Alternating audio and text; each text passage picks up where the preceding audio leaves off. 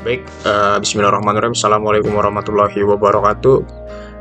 Jumpa kembali dengan saya Pak Zikri. Jadi sebelumnya saya di sini ingin merecord terkait penjelasan materi yang sudah kita praktikkan sebelumnya di minggu kemarin. Semoga kalian selalu dalam keadaan sehat walafiat dan tentunya masih semangat dalam belajar. Baik, semoga kalian juga masih semangat dalam berpuasa Ramadan ini ya. Oke, jadi kali ini saya akan menjelaskan kembali, merefresh kembali. Ini adalah materi yang akan diujiankan nanti, dipraktikkan. Jadi saya harapkan kalian mampu memahaminya. Kalau misalkan belum paham, nanti di penjelasan ini silakan nanti bertanya kembali ke saya di hari Senin ataupun sebelum UTS intinya ya. Baik. Sebelum ke penjelasan yang ini, saya akan sedikit merefresh kembali ingatan kalian terkait apa itu Hypertext Transfer Protocol atau disingkat HTTP. Jadi perlu kalian ketahui nih, HTTP itu apa? Jadi HTTP adalah sebuah protokol jaringan lapisan aplikasi yang digunakan untuk membantu proses pertukaran data dalam internet atau komputer satu dengan lainnya. Jadi diibaratkan semisal ketika kalian misalkan mengakses suatu web browser di Google ataupun di Microsoft Edge, kalian pernah mungkin mengetikkan suatu alamat domain ataupun alamat website tertentu. Misalkan kalian mencari http.apa. Nah, itu kalian ketika mengetikkan suatu tersebut, itu sudah terjadi namanya pertukaran data di internet antara si komputer klien dengan servernya itu di mana itu tergantung. Kalau misalkan di Google, kita mengakses Google berarti servernya ada di Google kan ada di pusatnya kalau di Indonesia ada di Jakarta, sedangkan di pusat utamanya ada di Amerika ya. Sedangkan selanjutnya ada yang kedua namanya DNS server. Kalian perlu ketahui domain dan sistem ini berkaitan juga dengan HTTP server, namun bedanya di sini menyimpan semua informasi data domain dalam jaringan. Jadi apabila kalian nanti memiliki sebuah alamat domain website, entah itu domainnya .sch.id, lalu .com, lalu apalagi nih, domain itu kan banyak ya. Nah, itu nanti disimpannya di domain name system, di server khusus terkait nama-nama sebuah domain itu sendiri. Nah, ini di pelajaran kali ini juga kita belajar nih terkait bagaimana simulasi sebuah domain name system. Jadi si server ini menampung semua nama-nama domain alamat website yang ada di seluruh dunia bahkan. Nah, itu tapi tergantung servernya cakupannya mana, cakupannya itu antar negara ataupun hanya kota itu saja atau hanya daerah. Nah, itu tergantung juga servernya. Semakin besar server juga itu berarti menandakan bahwa si perusahaan digital tersebut semakin memang besar gitu ya. Next, selanjutnya di sini yang ketiga ada nama DHCP server. DHCP itu Dynamic Host Configurasi Protocol. Ini berkaitan dengan pengalamat IP address. Jadi DHCP itu bagaimana sih mengatur sebuah IP address itu secara otomatis. Jadi kita seorang klien ini tidak harus kita membuat sebuah alamat IP address itu sendiri. Jadi ketika kita terhubung ke alamat server si DHCP, nah itu kita langsung diberikan si alamat IP address-nya otomatis gitu. Kita tidak perlu ribet membuat alamat IP address entah itu kelas A atau kelas C. Jadi kita hanya untuk menikmati dari si server DHCP, karena kan kita otomatis ya dikonfigurasikan oleh si DHCP server tersebut. Kemudian yang keempat ada namanya FTP server. FTP server ini berkaitan dengan File Transfer Protocol server. Ini digunakan untuk melakukan pertukaran data. Entah kita gimana sih caranya mengambil sebuah data nih dari PC 1 kemudian ke PC 2, sedangkan jaraknya itu berbeda. Entah itu misalkan dipisahkan oleh jarak, ruang, ataupun apalagi nih kira-kira ya yang memisahkannya itu.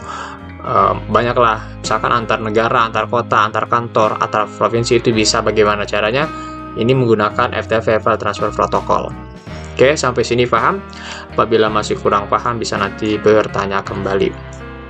Oke, langsung kita yang ke ini dulu.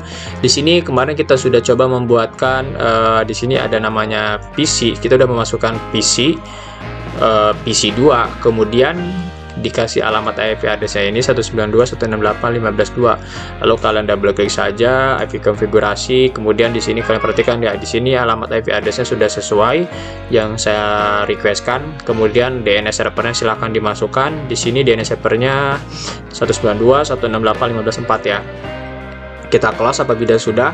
Kemudian ini yang ke PC kosong sama PC 1, laptop kosong, laptop 1 ini dia sebenarnya dia tidak kita kasih alamat secara manual, nanti dia kita gunakan DHCP server.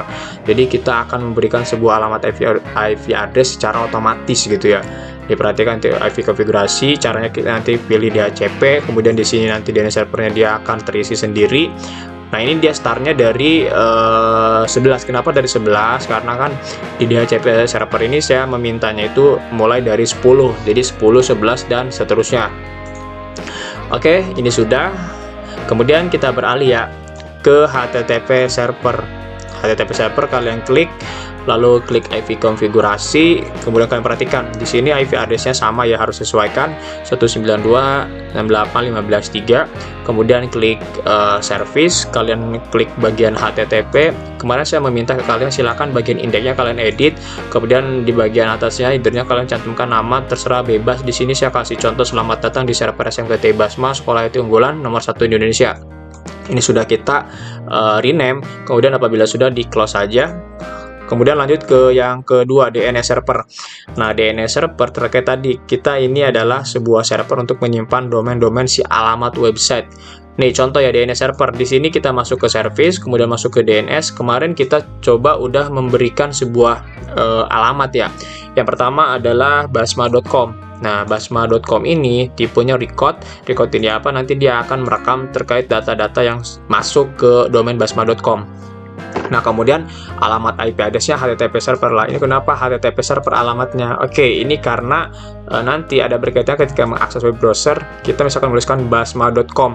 Nah, nanti kita meminta si alamat server HTTP ini dia memberikan permintaan terkait domain basma.com ini tolong ditampilkan, tolong dimunculkan. Nah, oke, paham? Next, yang kedua, kita kemarin buat namanya komjar.com. Komjar.com ini ibaratnya ini tipenya CNAME, dia menumpang di domain hostname basma.com. Ibaratnya si basma.com mempunyai turunannya atau anaknya gitu ya, kalau lebih simpelnya gitu. Dia namanya komjar.com. Sedangkan komjar.com ini numpang nge-host atau penumpang ke alamat domain namanya basma.com. Kemudian yang ketiga ada namanya databasma.com. Nah, ini databasma.com tipenya record, dia sama, dia akan merekam sebuah data, kemudian alamat IP address-nya dia memasukkan alamat IP address si FTP server ini nih. Perhatikan. Nah, ini kenapa Pak alamatnya FTP server? Karena si databasma.com ini nanti dia tugasnya untuk menyimpan si file dari transfer protokol di FTP. Jadi nanti ketika kan nanti kemarin kita coba pertukaran data dari PC kosong, dari PC 1 atau PC 2 ke PC 2. Bagaimana sih kita mengirim data itu? Nah, nanti si resource record databasma.com ini dia akan mengirimkan ke FTP server nih, ke file transfer server protokol. Seperti itu. Oke, kemudian kita ke DHCP server, diklik, kemudian masuk ke IP konfigurasi. Perhatikan juga ya, di sini DHCP server juga dikasih alamat IP address sesuai DHCP server. Kemudian ini bedanya dengan DNS server dan HTTP server. Di sini kita membutuhkan namanya DNS server. Nah, ini DNS server untuk apa? Karena nanti si DHCP server ini nih, ketika kita nanti pertukaran data antara PC kosong, PC 1, laptop kosong, laptop 1. Nah, ini kan ini dia tidak memiliki sebuah alamat IP address. Nah, nanti kita minta si siapa sih si DNS server ini, dia nanti akan memberikan sebuah namanya domain-domain terkait permintaan dari si DHCP server ini. Nanti ketika kan dia ketika tidak ada alamat IP address ini, kan si DHCP akan memberikan sebuah alamat IP address-nya secara otomatis. Nah, kemudian setelah itu nanti DHCP server ini dia akan meminta si DNS server untuk menampung terkait permintaan-permintaan dari si PC-PC tersebut. Domain-domainnya ya, alamatnya, alamat IP address-nya, seperti itu. Contohnya tadi alamat DNS-nya tadi basma.com, konja.com, databasma.com, seperti itu. Oke, kita close. Next, selanjutnya ke FTP server. Nah, di FTP server ini kalian buka, klik, udah masuk ke service. Nah, cari namanya FTP server. Nah, perhatikan, kemarin saya minta kalian tolong di sini username-nya buat username itu semisal di sini nama saya Basma. Kemudian passwordnya Basma juga sama. Setelah itu FTP-nya kalian kalau misalkan off di sini tolong di-on-kan. Setelah itu write-nya tolong di checklist, read-nya tolong di checklist, delete, rename, sama list juga tolong di checklist. Ini untuk apa sih Pak? Nanti kita bisa menulis, membaca, menghapus, dan bahkan merename suatu data tersebut. Apabila sudah ini silahkan di add di sini. Contoh ya, saya buat username namanya PPLG, kemudian passwordnya juga PPLG, kemudian kalian write-nya checklist, read-nya checklist, delete checklist, rename checklist, list checklist, kemudian klik add. Nah, ini tiba-tiba masuk ya. Oke, setelah itu kalian klik PPLG-nya lalu klik save. Dah tersimpan. Perhatikan juga setelah ini service, kalian perhatikan di bagian desktop IP konfigurasi ini juga sama diberikan alamat IP address, tapi dia bukan DHCP tapi static. Oke, kita close. Baik, sampai sini paham. Next, selanjutnya kita akan coba mengirimkan sebuah file di antara PC 1 atau PC 2. Namun dari itu saya meminta di kalian, silakan kalian buat contoh filenya. Misalkan saya akan membuat filenya di PC 1 dan nanti si PC 2 akan meminta file di PC 1. Caranya kalian klik PC 1, kemudian kalian masuk ke desktop, kalian pilih text editor. Kemudian kalian tulis di sini, terserah bebas. Misal di sini kita kasih nama data keuangan SMKTI Basma nih. Semisal, lalu kalian Ctrl S saja di keyboard, lalu file name-nya kalian kasih terserah bebas. Semisal terkait keuangan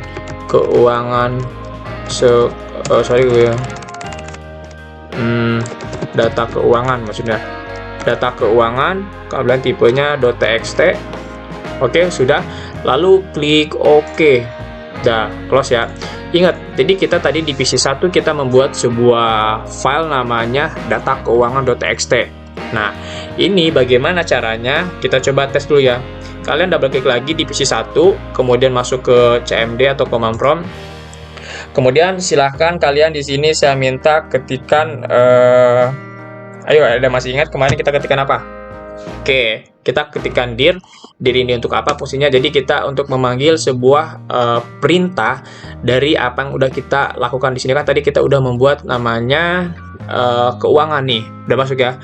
Data keuangan.txt ini udah masuk. Sorry, ini terkait tanggalnya abaikan saja. Oke, data keuangan.txt sudah masuk. Lalu selanjutnya adalah kita ketikkan ftp databasma.com. Nah, ini untuk apa sih? Kita ketikkan saja. Nanti kita akan masuk ke si password ini, nanti ada username ftp databasma.com. Jadi ini ibaratnya kita akan masuk ke sistem databasma.com ini melalui internet. Nah, kita disuruh memasukkan databasma.com tadi apa username-nya? Contoh tadi PPLG ya, PPLG. Oke. Lalu passwordnya PPLG. Oke, sudah berhasil masuk.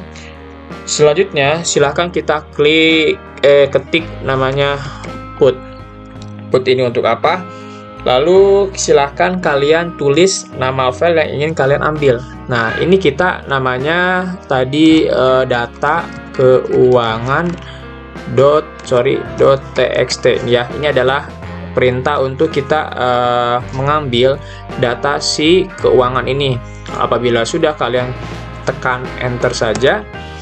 Oke, apabila ada keterangan writing file data keuangan text to databasma.com, jadi dia sedang memindahkan atau membaca sebuah data keuangan ini dan akan mengirimkan ke sebuah domain namanya databasma.com. Nah, databasma.com ini tadi adanya di mana? Di DNS server. Oke, paham? Next. Apabila sudah, berarti ini tandanya sudah selesai. Dari PC 1 dia ingin mengambil data keuangan dari sini. Selanjutnya kita akan coba ke PC 2. Nah, PC 2. Oke.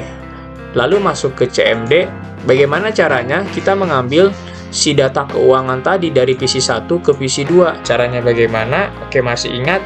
Oke, silahkan kalian masuk ke PC 2 ini dan masuk ke CMD, kemudian ketikkan, ayo masih ingat apa? Oke, kita ketikkan ftp databasma.com. Oke, apabila sudah silahkan enter. Lalu masukkan username-nya tadi pplg, kemudian masukkan lagi pplg. Oke, ini sudah selesai. Nah, selanjutnya langkahnya kalian ketik dir. Nah, kita akan cek apakah benar data keuangan sudah masuk di sini. Oke, kita cek mana ada data keuangan nggak. Nah, ini dia nih. Nah, oke, data keuangan ada di row di baris 29. Oke, berarti ini si datanya sudah masuk ke si PC 2 namun belum keambil. Maksudnya ini kita baru ngecek doang. Ternyata udah ada nih data keuangan ini. Oke, selanjutnya kita ingin mengambil dari PC 1 ke PC 2. Caranya bagaimana? Oke, masih ingat ya? Kalian ketikkan get. Kemudian nama file yang ingin dipindahkan. Oke, karena kita ingin memindahkan data keuangan, berarti tulis data keuangan, ayo .txt. Apabila sudah yakin bahwa file ini akan dipindahkan ke PC 2, ya udah kalian tekan enter saja. Oke, reading, dia sedang membaca sebuah data keuangan.